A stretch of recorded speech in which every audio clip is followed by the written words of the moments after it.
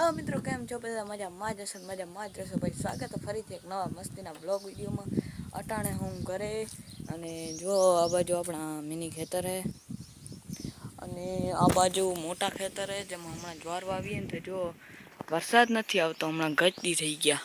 લગભગ એટલા 15-20 દિવસ થઈ ગયા છે વરસાદ નથી આવતો. જો થોડી જ્વાર જલાવા માંડી. હવે ઝપાટ વરસાદ આવે તો જ જ્વાર બચે, નકર ના બચે. નકા પછી મૂકી જાય ને. વરસાદ ના આવે પછી શું બચે? જો આ બધી જ્વાર હે ને અમારી બાજુમાં રહ્યા ને એના ખેતરની જ્વાર હે. તો અટાણે આજે આપણે ફાઇનલી પાછા આવી ગયા અહીંયા આપણા જૂના સેટઅપે, જ્યાં હું પહેલાં વિડીયો બનાવતો હતો ને અત્યારે પણ બનાવું. તો આજે પાછી જૂની ફિલિંગ આપણે લઈ લીધી. તો અટાણે મસ્તીની બપોર થઈ ગયો. આજે બપોરના બ્લોગ ચાલુ કર્યો હોય. આજે શનિવાર હતો ને, તે શનિવારની નિશાળે ગયો હતો. નિશાળેથી પાછો આવી ગયો તો વહેલો 11:30 આવી ગયો તો ને પછી ગયો તો ખેતર આજે વિખેડાનું કામ હાલે ને, તે ખેતરે ગયો તો પછી ખેતરેથી આવી ગયો પાછો આવીને ડાયરેક્ટ બ્લોગ ચાલુ કર્યો હોય. તો અટાણ જો પાછા આપણે જૂના સેટઅપે આવી ગયા અહીંયા.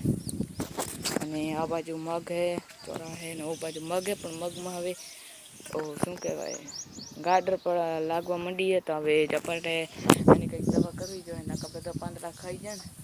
એક તો વરસાદે નથી આવતો ને માથાથી ગાડર લાગી ગયા. હવે જોઈએ કેટલી ગાડર ખાતું. તો મિત્રો જો ક્યાંક તમને ખાડું દેખાતું જશે મગમાં. જુઓ એક આ રહ્યું, ખાડા જે દેખાય ને બધા ગાડરના ખાધેલા. જો આ બધી ગાડર ખાઈ લેજો. આ પાંદડો જો, આના પરથી ખબર પડી જશે. આ બધો ગાડર ખાય હમણાં. તે હાલો હવે આપણે કામ કરી ઝપાટ ઉપર થેલી છાંટી દઈએ. એનાથી શું થાય, ગાડર પંકી જાય અને આપણે મગ બચી જાય. તો મિત્રો ફાઇનલી અટાણે હેલી લઈને હડકી ગયો હું મગ બાજુ. તો આને અમારે અહીંયા હેલી કહેવાય.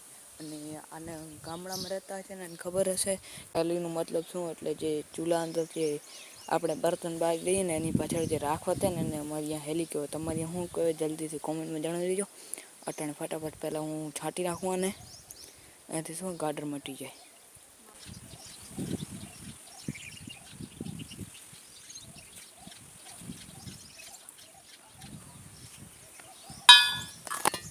તો મિત્રો ફાઇનલી છાંટી નાખી અને અટાણ જો થોડાક ધોરા પાંદડા થઈ ગયા હશે. જુઓ પણ પછી જ્યારે પાણી અંદર રાખે ને એટલે બધા ધોરા છે ને એ નીકળી જશે ને ગાડર નીકળી જશે. અટાણે જો ફાલે જાલી આવી, જો ફૂલ દેખાય અમે. અટાણે પાછું જાઉં અહીંયા મારા થોડાક કપડાં બધી સાફ કરી નાખું. આ તો વધારે થઈ ગયું થોડુંક. અટાણે સાફ કરી લઉં પહેલાં, પાછી તમારે મળું. મિત્રો ફાઇનલી થઈ ગયા આપણે રેડી. તો જોઈ ગયો સાફ થઈ ગયા બધા કપડાં. અહીંયા તો એ રહી ગયું થોડુંક ધોરું હોય ને ગજ, તે જાતું નથી. કાળા કલરમાં થોડુંક ધોરું વધારે દેખાય હે.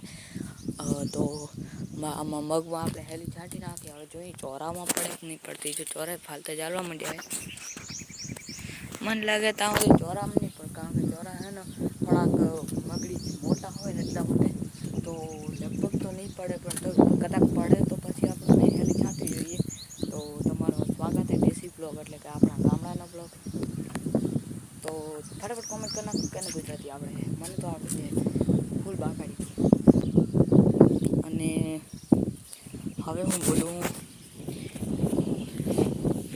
હવે કાંઈ નથી બોલું. આજના બ્લોગને આજ પૂરું કરું. Tata bye bye. બ્લોગ જરૂરથી કોમેન્ટ કરી દેજો. બહુ તારીફ પોતાને કરી ગયો. તો ફટાફટ કોમેન્ટમાં જણાવી દેજો આજનો બ્લોગ કેવો લાગે. તો હવે આજના બ્લોગમાં આટલું જ રાખું. નવા બ્લોગમાં મળું. તો કેવો લાગે જરૂરથી કોમેન્ટ કરી દેજો. લાઈક શેર સબસ્ક્રાઈબ કરવાનું ભૂલતા નહીં.